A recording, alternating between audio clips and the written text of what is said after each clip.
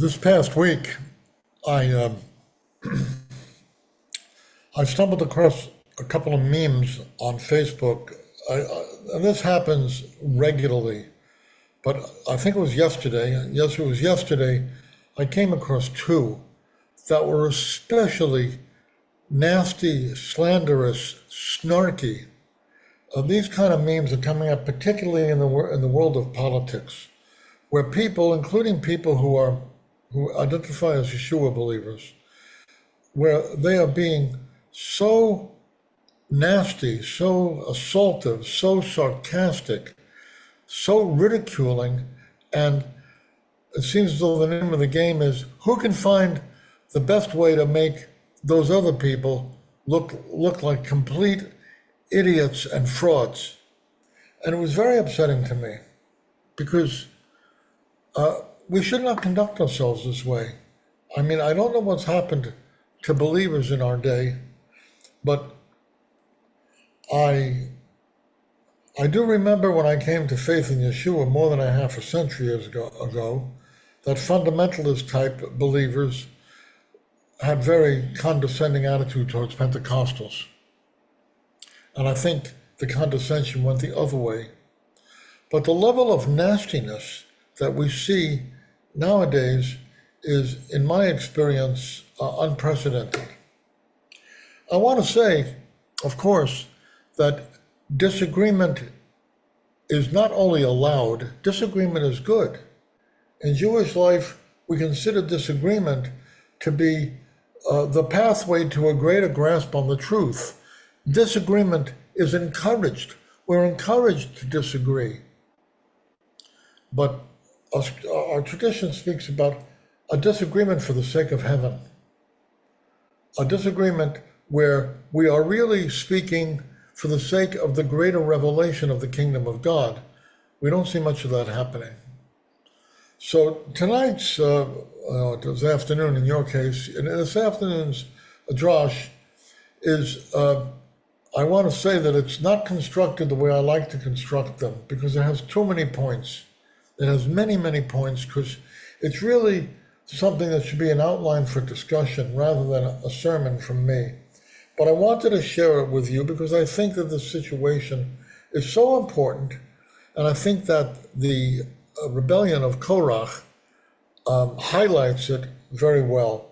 So what I want to suggest is that all of you seek to come away with one, maybe 2 points that are particularly resonant with you, because we're going to cover enough of them. We're going to look at this from many angles, but I hope that you'll come out with something that you will resolve to implement in your life.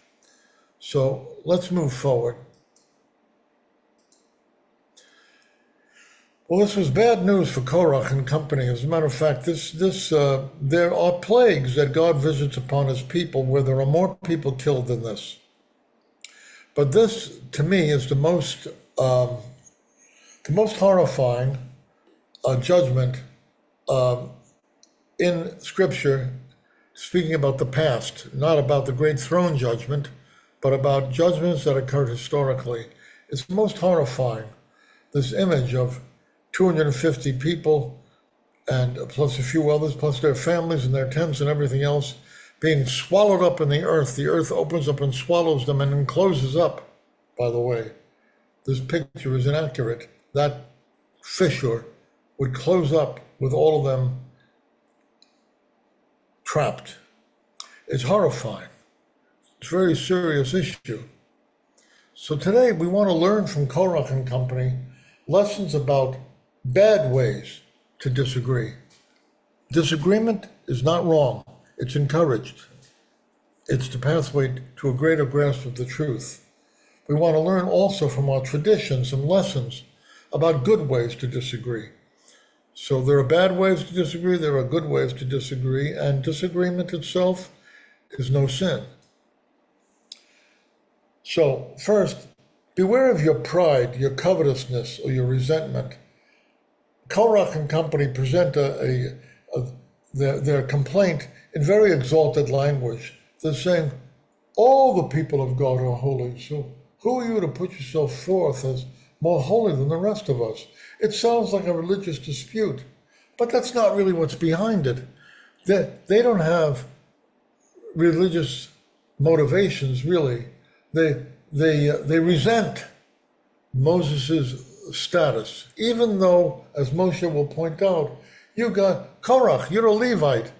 God has called you and your people to approach him in the name for the people of Israel. You've already got the privilege of approaching God at close rank. And who are you? Why are you taking it all out on Aaron, who they also resented, because Aaron, as the high priest, got in further? What are you doing about resenting this? Why are you coveting more than you have? So we need to beware when we get into a dispute, and I get into disputes on Facebook all the time. We need to be aware of our pride, our covetousness, our resentment. We need to live in mindfulness and gratitude. By mindfulness, I mean we need to know our own hearts. Yeshua, in chapter 9 of Luke, Yeshua and the disciples are on the road, and they're going through Samaritan territory. And the Jews and the Samaritans had real religious disputes. The Samaritans were looked upon as heretics. They were looked upon as religious half-breeds. They were despised by the Jewish leaders and the Jewish religious leaders, and the Samaritans returned the favor. So when the disciples needed a place to stay to get out of exposure on the road for the night, the Samaritan village turned them away. And the disciples said to Yeshua, "Do you want us to call down fire from heaven on them?" And Yeshua turned to them and says, "You don't know what spirit you are of." He says, you don't know yourself. Look at yourself. And that's a word for us too. We need to be mindful of where we're coming from. And this is too seldom evident. And we need to live in mindfulness and in gratitude for what we already have. Thirdly, we need to recognize the consequences of saying the wrong thing at the wrong time to the wrong person. I'll say in a minute that you got to be careful about taking issue with your boss. You got to be careful how you talk. There are consequences for saying the wrong thing at the wrong time to the wrong person, even the right thing at the wrong time to the wrong person can get us in a lot of trouble.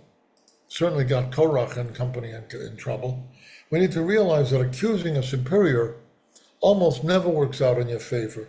If you're going to accuse your superior of something, I don't have to amplify it. If you're going to accuse him of something or her of something, you need to be prepared to look for another job. Bosses very often just don't want to be challenged. They want to maintain discipline in the ranks, so to speak. And if you presume, and even if you're right, if you go to take issue with a superior, it'll very often turn out to your detriment. So be careful of that. Ask yourself if you're venting your spleen or if you're trying to fix something. Sometimes when you want to spout off to somebody, you're just venting your spleen. You should be trying to fix something. If you're coming about an issue and you're really pointing to a future, if you're pointing to a better solution for a common problem, that is likely to be received differently if you're looking for a solution. But if you just come in to complain, that's entirely different. Just coming to complain, it just upsets everybody. Coming and say, I think we could get this done even better for all concerned. That's a different kind of conversation. You need to ask yourself, does what I'm saying need to be said? You need to ask yourself, do I need to be the one who says it? And you need to ask yourself, does this need to be said now? Does it need to be said? Am I the one who needs to say it? And does it need to be said now? I will bet that there are some of us in this group who can point to situations where someone we know or we ourselves got ourselves in trouble because we took it upon ourselves to say something that maybe should have better been said by somebody else. We took it upon ourselves to say it at a time when it wasn't decorous to say it. So, number 9, we need to determine what is the best way and time to say what needs to be said so that it's well received. That's the summary of the last points. Now let's look at what Jewish tradition says to us about this.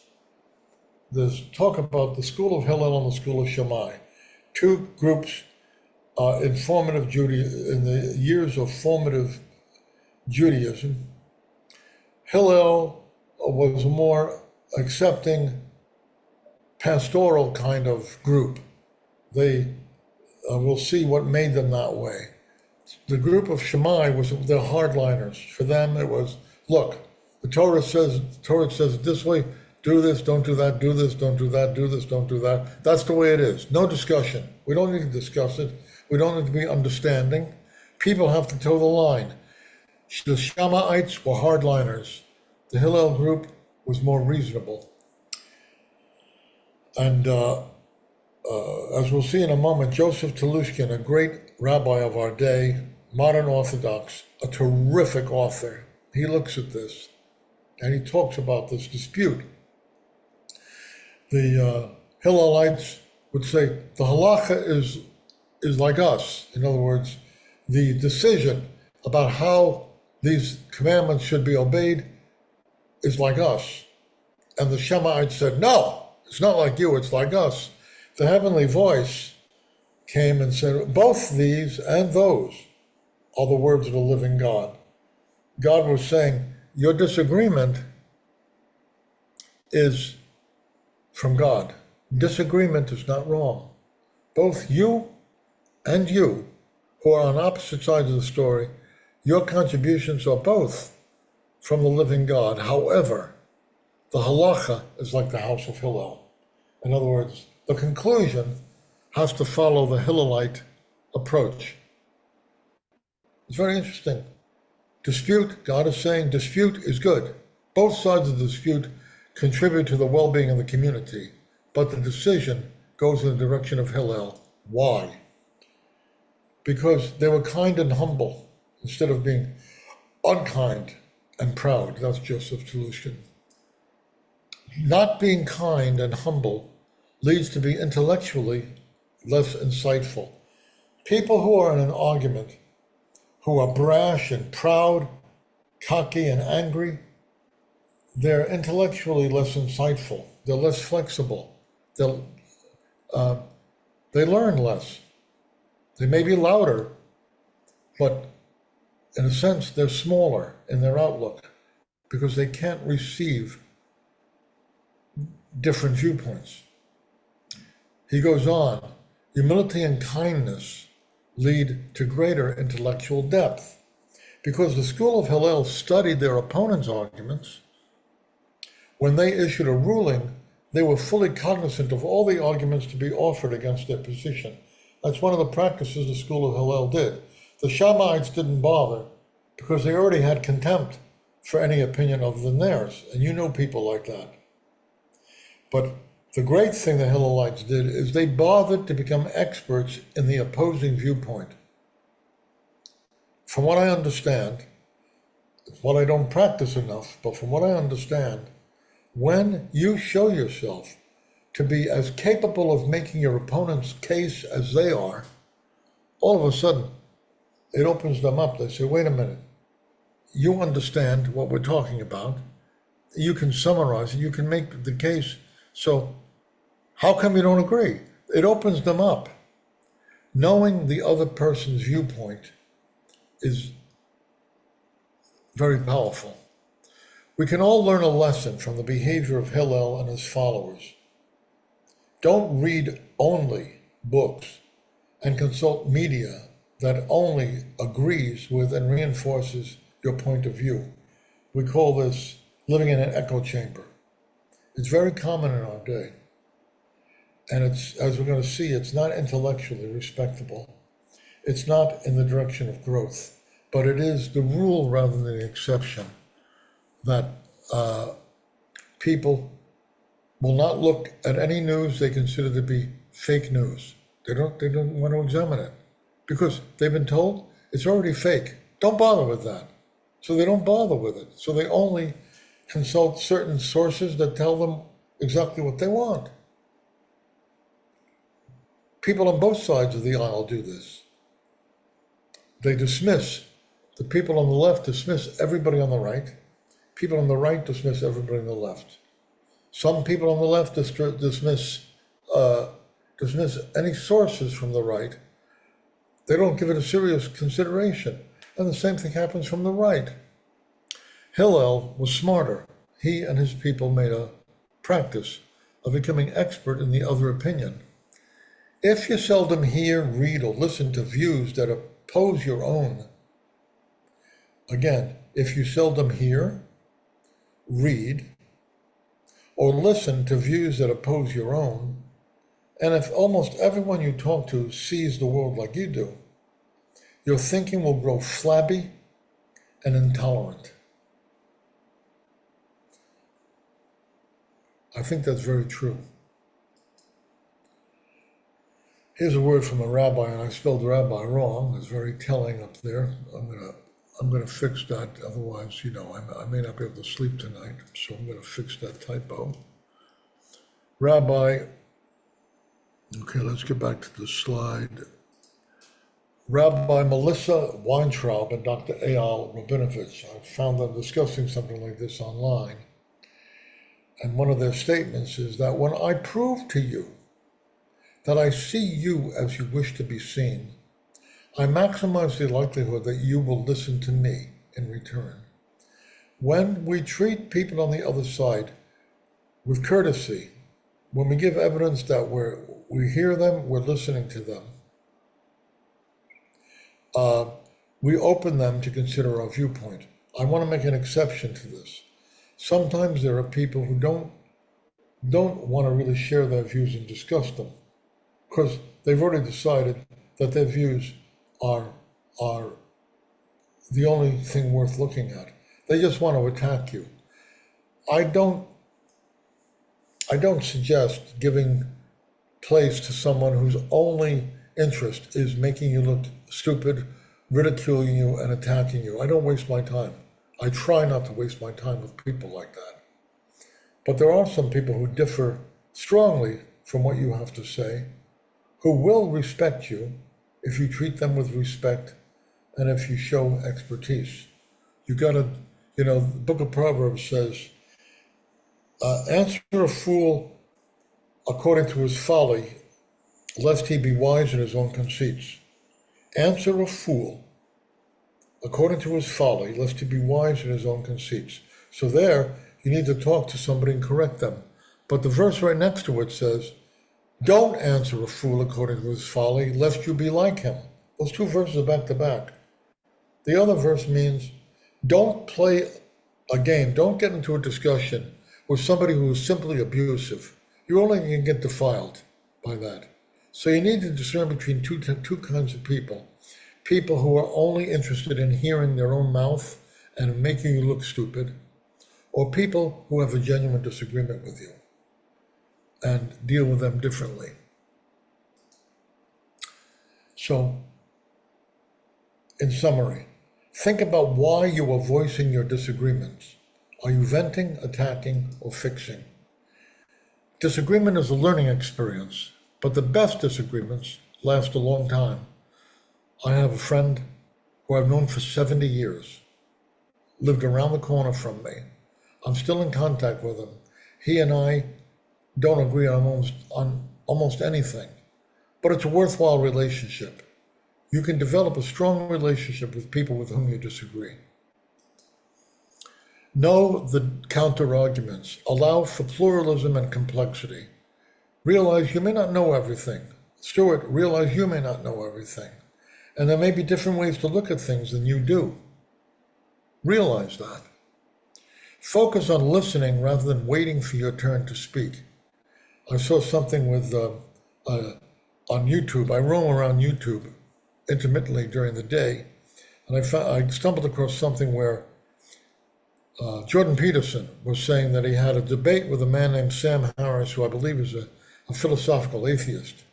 And he was just confessing. He says, I had this debate with Sam Harris, and I was wrong. I acted wrong. I did not really listen to him. I was too occupied with trying to make my case. He said, I didn't really listen to him. And that was wrong. It's wrong for us too.